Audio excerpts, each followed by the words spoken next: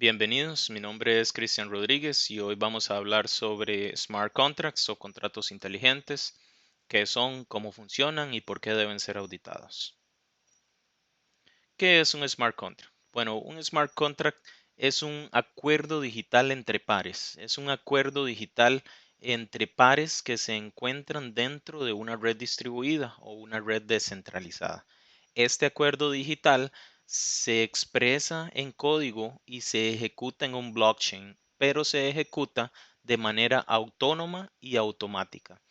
El objetivo de esta presentación no es hablar de blockchain, sin embargo, al menos me gustaría dar una definición como una tecnología descentralizada que utiliza funciones criptográficas hash para mantener y asegurar la integridad de un registro de transacciones.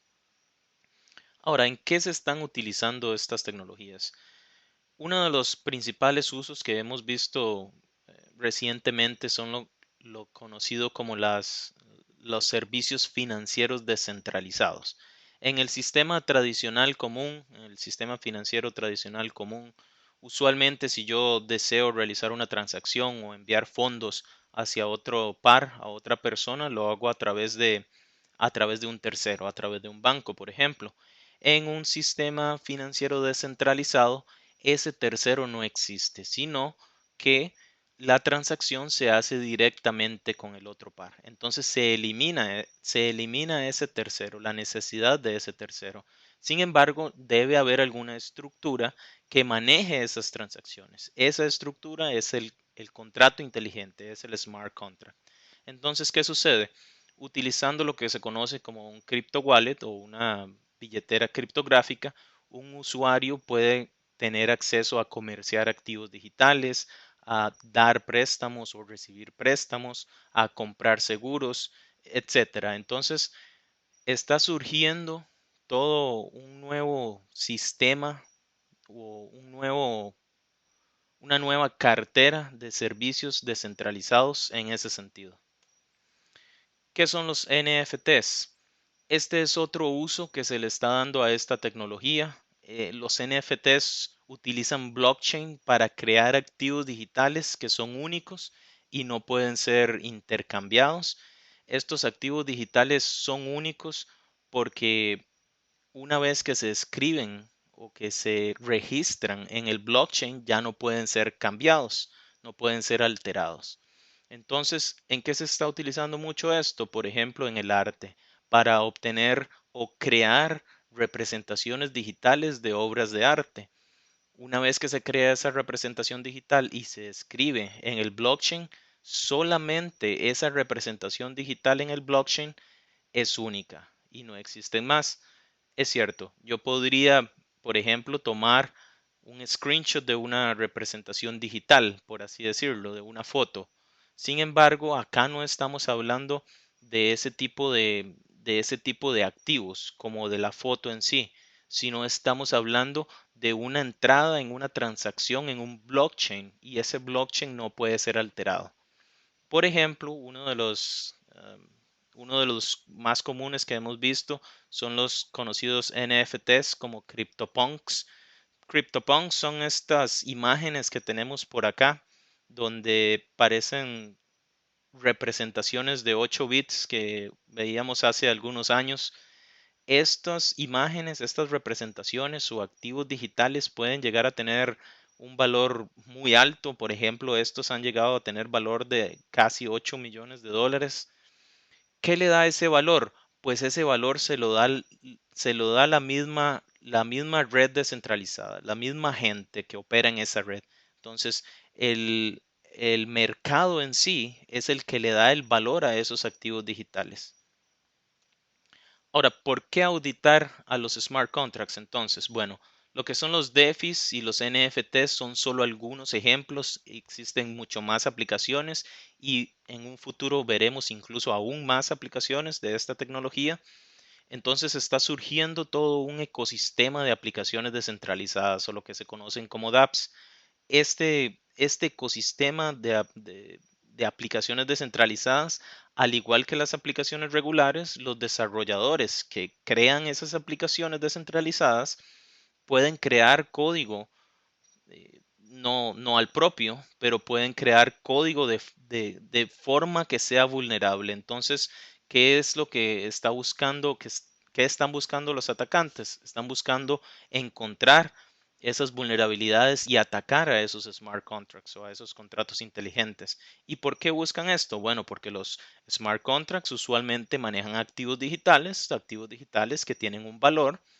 Y también otra razón es que una vez publicado el smart contract es inmutable, o sea que no se puede cambiar.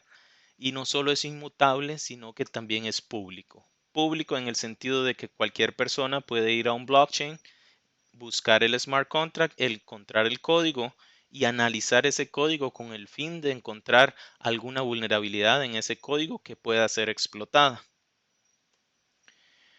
Las principales vulnerabilidades que le atañen a los smart contracts son muchas, sin embargo aquí tengo una lista pequeña, una lista curada, por así decirlo.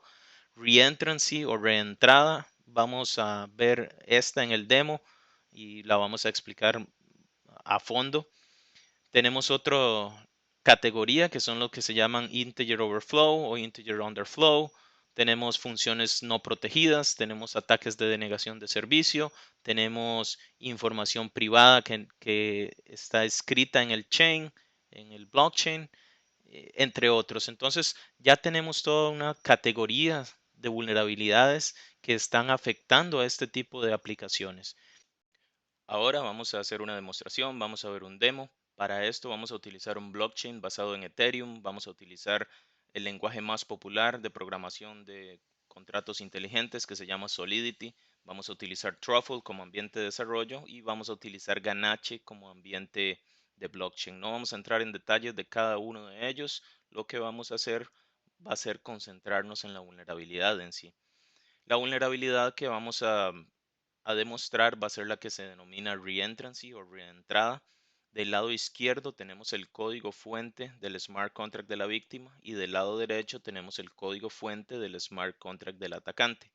Del lado de la víctima tenemos dos funciones principales, la función de depósito que le permite a un cliente depositar a este smart contract y la función de retiro que le permite a un cliente retirar los fondos de ese smart contract. De parte del atacante tenemos tres funciones, una que inicia la interacción con el smart contract víctima a través de un depósito, una que retira los fondos de ese smart contract y otra función que se llama la función sin nombre o la función fallback. Esta función es la que se ejecuta, por ejemplo, cuando un smart contract recibe una llamada que no sabe cómo manejar, entonces la función por defecto se ejecuta. Esta función también se ejecuta cuando, por ejemplo, se utiliza la función call.value para enviar fondos a otro smart contract, a otro contrato inteligente, como lo vemos aquí. Entonces, ¿cómo sucede el ataque? Bueno, lo primero que sucede, como ya les comentaba, es que el atacante inicia la interacción con la víctima a través de un depósito. Le deposita en este caso un Ether. Después, el atacante llama a la función de retirar sus fondos. Esto hace que la línea que llama a la función call.value se ejecute. Esta llamada envía los fondos de vuelta al cliente que está solicitando el retiro, pero también llama a la función fallback, la función que tenemos del lado del atacante, que es la función sin nombre que acabamos de ver. Esta función sin nombre vuelve a hacer una llamada a la función que ejecuta la llamada a la víctima para retirar. Vuelve, vuelve al lado de la víctima, ejecuta de nuevo la función call.value. Esta función envía los fondos de nuevo al atacante y ejecuta de nuevo la función fallback y ahí se encicla, por así decirlo. La lógica se encicla. Lo que sucede es que esta línea que tenemos por acá que dice balances message.sender igual a 0, esa es la que pone el balance del cliente en 0, pero este balance, esta línea no se ha ejecutado todavía. Entonces por eso se llama reentrancy, porque la función, la lógica, vuelve a entrar a la llamada sin haber terminado la ejecución. En este caso, esta línea que tenemos por acá es la que pone el balance en cero, pero el balance no ha sido puesto a cero mientras se está ejecutando todo este flujo, toda esta lógica. Ahora vamos a verlo funcionando en un ambiente de pruebas.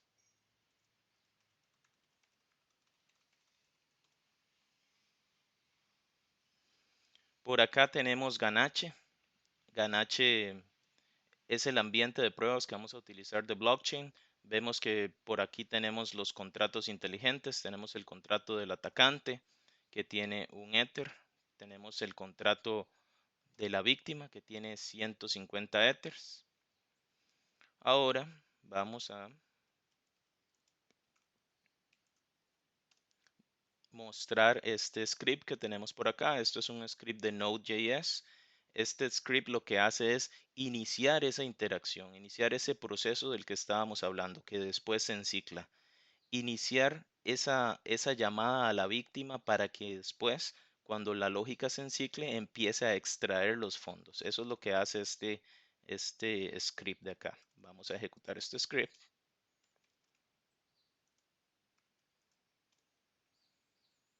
Vemos que se ejecuta correctamente. Vamos de nuevo a Ganache. Vamos a la víctima y vemos que la víctima ya no tiene nada. Ya no tiene 0 ethers. Vamos al atacante y vemos que todos los ethers ahora están del lado del smart contract del atacante. Entonces, efectivamente, el atacante pudo drenar el balance de la víctima hacia él mismo, hacia el contrato inteligente del atacante.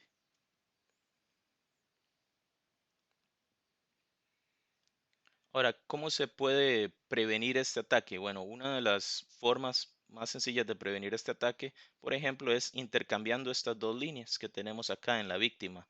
O sea, que poner el balance primero en cero y después hacer la llamada que envía el balance o que envía los fondos al cliente. Entonces, intercambiando estas dos líneas, haciendo primero la línea que se ve como balances.message.sender igual a cero antes de enviar el valor, antes de hacer la llamada a call.value. Así es la forma de mitigar esta vulnerabilidad. Gracias y pura vida.